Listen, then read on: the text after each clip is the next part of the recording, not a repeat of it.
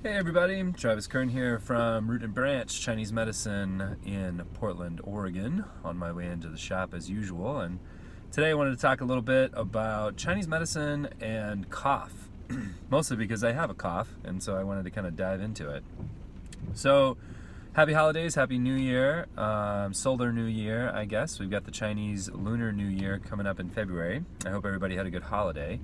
A bunch of you, probably like me, were traveling for the holiday to visit friends and family, and my wife and I left Portland to go back down south where we're both from. And of course, whenever we travel, I bring with me a handful of Chinese medicine pills and powders that might be useful to us while traveling.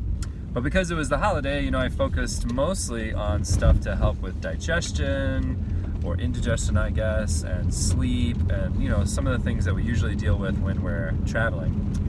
But I neglected to bring with me some of the cold and flu remedies that I have access to while we're at home. So about 2 days before we were heading back, I started to feel a little tickle in my throat, and I didn't have my usual ginger around to take advantage of the ginger window, the hot ginger window, and I missed it. And then of course we were traveling, and I didn't have the cinnamon formula ingredients that you would normally use if you missed the ginger window. And so, boom, I got sick, right? And this is the first time that I've had a full-on cold in quite some time. Usually the ginger remedy knocks it out in a day. Maybe the cinnamon remedy knocks it out in 2 days, maybe 3. This was full-on. Neck pain, sinus congestion, constant running nose, cough, hacking up phlegm. Eventually my body feels like it gets run over by a train. And of course, we've got remedies for that stage of the the cold, as well. And I'm, standing in the kitchen, cooking herbs, trying to get it, handled. And fortunately, by the time the infection had moved into my lungs and really starting to cause a lot of phlegm, nasty colored phlegm, I was back home, had access to my herbs, and I was able to actually brew some stuff up that stopped that infection from progressing. But of course, since the infection had already progressed so far, I had a cough. My wife had a cough. I think we gave a cough to our dog. He's coughing too. And though I feel a lot better now, the phlegm has gone down, the congestion has gone down, my voice has come back, I've still got a lingering cough, right? I've still got a cough, especially at night. Try to lay down to go to bed. Oh my gosh, coughing like crazy, right? So the thing is, in Chinese medicine, we understand all of these different phenomena, from the cold to the chest infection to the phlegm production to the lingering cough that I have now, all in terms of Chinese medicine diagnostic principles. Understanding, is the pathogen that caused this problem, was it a hot pathogen, a cold pathogen? Was it a wet pathogen, a dry pathogen, right? And in the end, what ended up happening is I had contracted a cold pathogen. We call it an exterior wind cold invasion that set up shop in my body, and the cold slowed down my fluids and my blood and my, limited my immune system. And that stagnation caused by the cold evolved into heat, right? This is one of the neatest things about Chinese medicine, is that something can begin as something and change into the exact opposite of that thing in the progress of the disease. If you imagine the cold slowing everything down and congealing it together, and then this sort of grinding of slow things together generates heat, right? Like friction generates heat. And so anyway, my wind cold invasion ended up becoming a lung phlegm heat problem. You could feel the burning in my chest. You cough and just your bronchioles are just inflamed. It just feels hot. The phlegm is dark colored and thick, right? So we use specific herbs designed to clear the phlegm heat, stop that infection from progressing, support the body's natural ability to fight off the infection, and so it resolves. However, in the process of that disease working on me, okay, it depleted a lot of my qi, right? Every single body that's walking around has a sort of base resources that it uses in order to function, right? It's how you get up and move around, it's how you digest food, it's how you breathe, move your muscles, blink your eyes, think. All of these things require resources. They require energy, they require qi, right?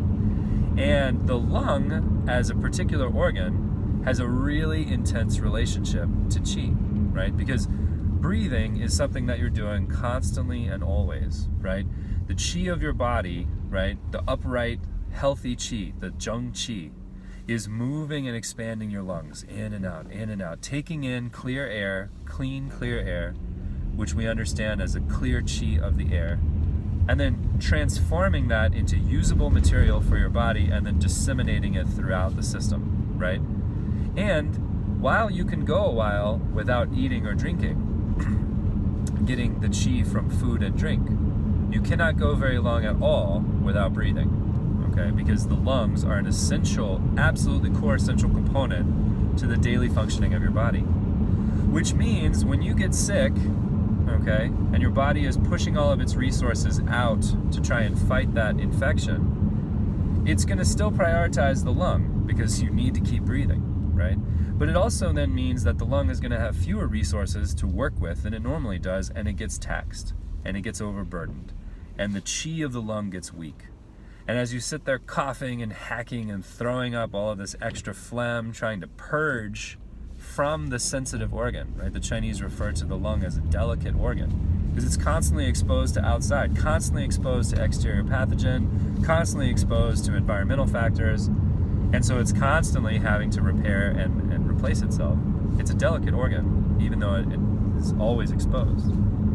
And so through all the coughing and hacking and spewing that was going on, I exhausted my own lung qi. And then, of course, you end up with a self-fulfilling prophecy, where as the lung qi depletes, it can no longer grasp and hold on to air like it's supposed to, and then you end up with cough. And the more you cough, the more qi you deplete, which causes the cough, right? And round and round and round we go. And without the support of Chinese medicine, you would just have to rely on your body to re-equilibrate itself, right? To rebalance itself and say, okay, over the course of many weeks, you're going to eat lots of nutritious food, drink lots of water, and your body is going to rebuild that qi, the whole qi of the body, the zheng qi, the base qi, right, from the food and drink that you consume. Well, it's going to take time if we do that, right? And that whole time you're going to be coughing and wasting lung qi, damaging lung qi by coughing. And so you've got this, trying to rebuild the body in one direction, and then the coughing is scraping down what you're building up. And your hope is that your body is strong enough and capable enough to outpace the degradation of your qi by the food and drink and recovery that it's doing. And when you're young and healthy, as I guess I'm relatively young, but I am relatively healthy as well, as most people in the developed world are, then you can usually rely on your body to make it happen. But the question is, how much misery and how much time is it going to take for you to get to the healthy side of it?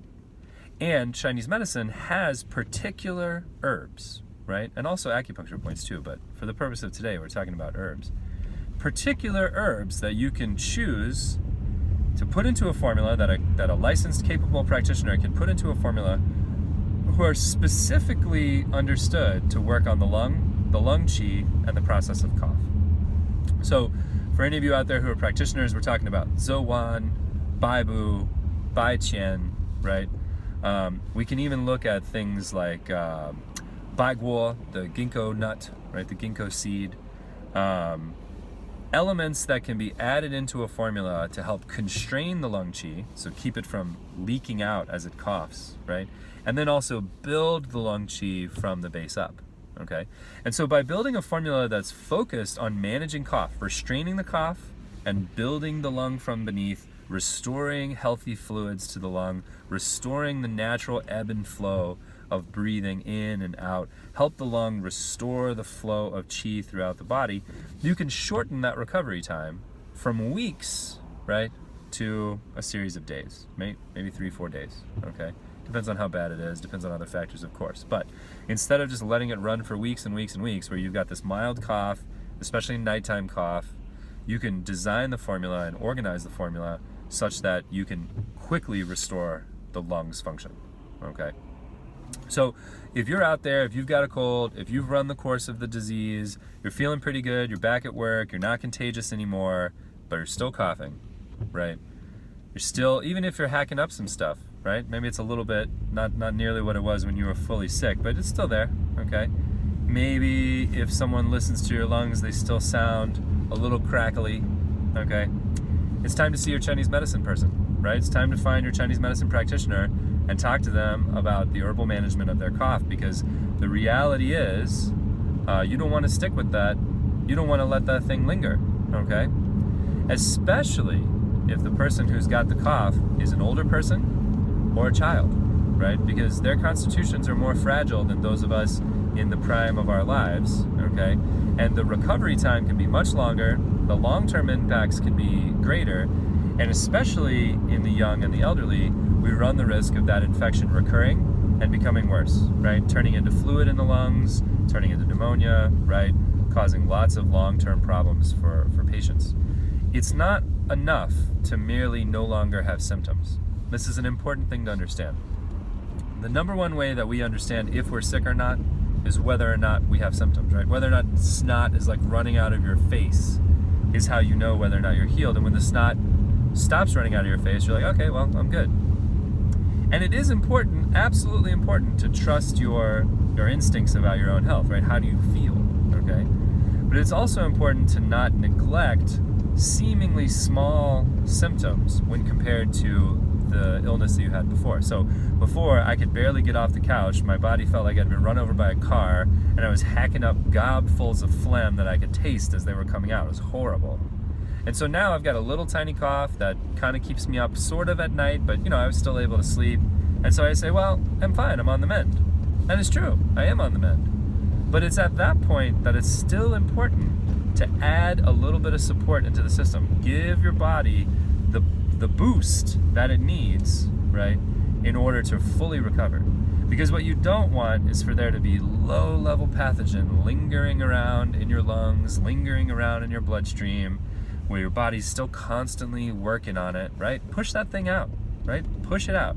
Your body is excellent at restoring balance, and sometimes the balance that it will do is basically fighting a slow war with a pathogen in the background, okay? So much so that you barely notice the symptoms, but they're still there. Little cough, little snot, little headache, right? But they're there. And so it's important to talk to someone about specific herbs and specific strategies to help completely close out that illness, right? Which increases the likelihood that your body will stay healthy throughout this season, right? And should it get sick, it means that it's not fighting a war on two fronts, okay? It's not this lingering war in the background while it's fighting a new pathogen, which can increase the chances of that whole thing going sideways really quickly. All right? So, hopefully you got some good information about cough and cold. This is Travis Kern from Root and Branch Chinese Medicine in Multnomah Village. Y'all have a great one. We'll see you next week.